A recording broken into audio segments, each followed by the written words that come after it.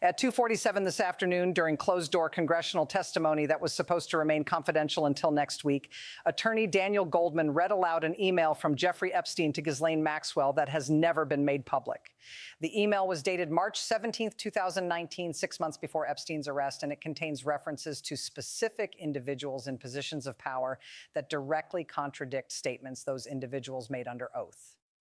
Within 90 seconds of Goldman finishing the email, both Patel and Bondi, who were present as advisory counsel, requested a recess. The hearing was suspended at 2:51 p.m. and has not resumed. Subscribe to this channel immediately because what I am about to walk you through is not political theater or partisan performance. This is a sitting congressional investigation where documentary evidence just created a legal exposure problem for multiple people who previously testified they had no knowledge of Epstein's activities during the relevant time period. Turn on notifications, set them to all, because the content of that email, which I have obtained from 3 separate sources who were in the room, reveals coordination that directly implicates individuals currently serving in federal positions. And the reason Patel and Bondi went silent is because the email references meetings, phone calls, and financial transfers that occurred while both were in roles that required disclosure of such contacts. Here is what happened in that hearing room, because the timeline reveals how quickly the situation escalated. At 2:34 p.m., Goldman entered the secure hearing facility on Capitol Hill. He was scheduled to testify about financial transactions related to Epstein's estate. The session was closed to media, limited to committee members, and subject to confidentiality rules that prohibit disclosure until the committee votes to release transcripts. Patel was present as a legal observer representing congressional Republicans. Bondi was present in her capacity as outside counsel to a committee member, neither expected to be mentioned in testimony. At 2:41 p.m., Goldman began his prepared remarks. He outlined the scope of documents he had reviewed as part of the estate liquidation process. He stated that among those documents were emails recovered from servers that Epstein maintained separately from his primary accounts. These emails were not part of the original FBI evidence collection in 2019 because they were stored on offshore servers that were not discovered until 2024. Hit that like button right now if you understand what just happened. A cache of Epstein emails that the FBI did not have in 2019 has been recovered. And one of those emails was just read into congressional testimony. The algorithm decides what breaks through. You decide whether this analysis reaches people who need to see it. At 2:47 p.m., Goldman stated, quote, "I want to read one email that is representative of the broader pattern. This email was sent by Jeffrey Epstein to Ghislaine Maxwell on March 17, 2019. Goldman then read the email. I cannot reproduce the full text here because it is still under congressional seal, but I can tell you what sources confirmed it contains. The email references a meeting that occurred in February 2019 in Palm Beach. It names 3 individuals who attended that meeting. It describes the purpose of the meeting as coordination regarding legal exposure. And it includes a sentence where Epstein writes, 'Our friends in the new administration have assured us that oversight will be redirected.' The email specifically names Patel, who in February 2019 was serving as a senior official in the Trump administration with access to intelligence community oversight. The email does not allege that Patel attended the meeting, but it states that Patel was aware of the meeting's purpose and had been briefed on its outcome through a secure communication channel. According to sources, the email includes a phrase stating that Patel had confirmed receipt of the briefing materials and had indicated no objections to the coordination strategy. The email also references Bondi, who in February 2019 was working as a consultant and who, according to the email, had provided legal advice on managing public relations in the event of renewed federal scrutiny. The email allegedly includes a line stating that Bondi had reviewed talking points and suggested modifications to ensure consistency with potential congressional testimony. At 2:49 p.m. according to sources, Patel stood and stated, "I was never briefed on any meeting involving Jeffrey Epstein. I had no knowledge of his activities. This email is either fabricated or taken out of context." Sources in the room reported that Patel's face went pale as Goldman read the email. One committee member described the moment as watching someone realize they had been caught in a contradiction. Patel immediately consulted with his attorney in whispered conversation that lasted approximately 45 seconds before making his statement. At 2:50 p.m., Bondi stated, "I provided no legal advice to anyone associated with Jeffrey Epstein or Ghislaine Maxwell. I have no recollection of any communication regarding the matter described." Bondi's response came after she reviewed notes on her phone, which multiple sources confirmed appeared to be prior testimony transcripts. The room atmosphere shifted from routine testimony to crisis management in under 3 minutes.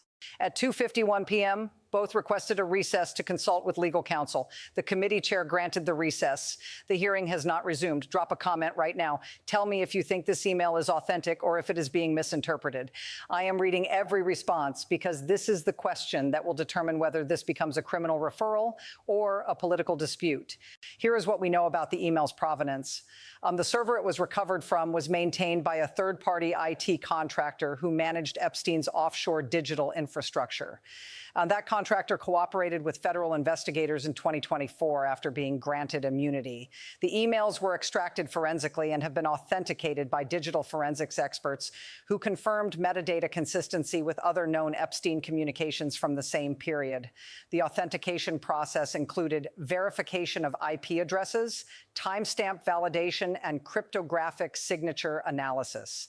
3 independent forensic firms reviewed the data, and all 3 concluded the emails are authentic and unaltered. The emails were turned over to the House Oversight Committee in January 2025 as part of an ongoing investigation into whether any federal officials interfered with the Epstein prosecution. Goldman's decision to read the email aloud today was strategic. He knew Patel and Bondi were in the room. He knew the email would force an immediate response. And he knew that their responses, whatever they were, would be under oath and subject to perjury statutes. Subscribe to this channel right now if you have not already, because what I am about to show you is the legal framework that makes this email potentially devastating. If the email is authentic and if the claims it makes are accurate, then Patel and Bondi have a serious problem. Both have made public statements denying any connection to Epstein or knowledge of his activities. Both testified in previous proceedings that they had no relevant contacts. If this email proves they did have knowledge or contacts, they are exposed to perjury charges. The legal standard for perjury is straightforward. If a person makes a statement under oath, if that statement is false, if the person knew it was false at the time, and if the false statement was material to the proceeding, then perjury has occurred. The materiality requirement is critical here. A false statement is material if it has a natural tendency to influence the decision-making body. Both Patel and Bondi made statements in prior proceedings about their knowledge of Epstein-related matters. If those statements were false, and if this email proves they were false, the materiality threshold is easily met. The email, if authenticated, provides evidence that could meet that standard for both individuals. At 3:15 p.m., 24 minutes after the recess began, the committee issued a brief statement. Quote, "The hearing has been suspended to allow time for review of documents entered into the record. The committee will reconvene at a date to be determined. Further details will not be released until the committee completes its assessment." That statement is significant because it does not say the hearing was suspended for scheduling reasons or procedural issues. It says the suspension is to allow review of documents. That means the committee is taking the email seriously. During the recess, 3 committee members met privately with the committee counsel to discuss whether the email constitutes new evidence that contradicts prior sworn testimony. 2 members, according to sources, argued for immediate criminal referral to the Department of Justice. 1 member suggested waiting for additional corroboration. The internal debate reflects the weight of what just occurred. At 3:34 p.m., Kash Patel's attorney released a statement. Quote, "Mr. Patel categorically denies any involvement with or knowledge of Jeffrey Epstein's activities. The email reference cited in today's testimony is false. Mr. Patel never attended, participated in, or was briefed on any meeting involving Epstein or Maxwell. He will cooperate fully with any investigation to clear his name." At 3:41 p.m., Pam Bondi's spokesperson issued a statement. Quote, "Ms. Bondi has never provided legal advice to Jeffrey Epstein, Ghislaine Maxwell, or anyone associated with them. She has no knowledge of the meeting described in the email. Any suggestion otherwise is defamatory and will be addressed through appropriate legal channels." Both statements are denials, but neither statement addresses the specific language of the email. If the email says Patel was briefed on the outcome of a meeting, but does not say he attended, then saying he never attended does not refute the email. If the email says Bondi provided advice on public relations management, but does not say she provided advice directly to Epstein, then saying she never advised Epstein does not refute the email. This is the classic legal distinction between what was said and what was asked. Both responses avoid the precise claim made in the email, which raises the question of whether their attorneys crafted statements designed to sound like denials without actually contradicting the documentary evidence. Here are the 6 indicators we are watching over the next 72 hours. Indicator 1, does the committee vote to release the email publicly? If yes, the public can assess its content. If no, it suggests the committee believes the email is sensitive enough to remain sealed. Indicator 2, do Patel or Bondi request to testify again to clarify their statements? If yes, it suggests they believe they can explain the email. If no, it suggests their legal teams are advising silence. Indicator 3, does the Justice Department open an independent investigation? If yes, it signals that DOJ believes the email raises criminal questions. Indicator 4, do any other individuals named in the email come forward? If yes, it could corroborate or refute the email's claims. Indicator 5, does the forensic authentication hold up under scrutiny? If experts challenge the metadata, the email loses credibility.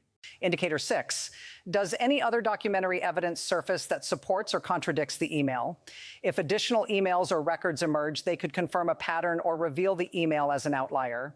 Here are the 3 scenarios. Scenario 1, the email is authenticated and corroborated. Additional evidence confirms that Patel and Bondi had knowledge of Epstein-related activities that they denied under oath. The Justice Department opens a perjury investigation. Both individuals face criminal charges. This is the accountability scenario. Scenario 2, the email is authenticated but lacks corroboration. The email is real, but no other evidence supports its claims. Patel and Bondi maintain their denials. The matter becomes a credibility dispute with no clear resolution. This is the ambiguous outcome scenario. Scenario 3, the email is discredited. Forensic experts find inconsistencies. The email is either fabricated or misattributed. Patel and Bondi are exonerated. Goldman faces questions about why he introduced unreliable evidence. This is the false alarm scenario. Subscribe right now. Like this video. Comment with your prediction which scenario happens. I am tracking all 3, and as developments unfold, you will see the analysis here immediately. What I know for certain right now. At 2:47 p.m., Goldman read an Epstein email that names Patel and Bondi. At 2:51 p.m., both requested a recess. At 3:34 p.m., both issued denials. The committee has suspended the hearing. The email is under seal. And the question of whether it is authentic and whether it proves perjury will determine the next phase of this investigation. This is documentary evidence entering a congressional proceeding. This is legal exposure for individuals in positions of authority. And this is the moment where a single email could unravel carefully constructed denials. Stay with this channel. Turn on notifications. When the committee reconvenes, when the email is released or sealed permanently, when criminal referrals are made or dismissed, you will see the analysis here. This is not over.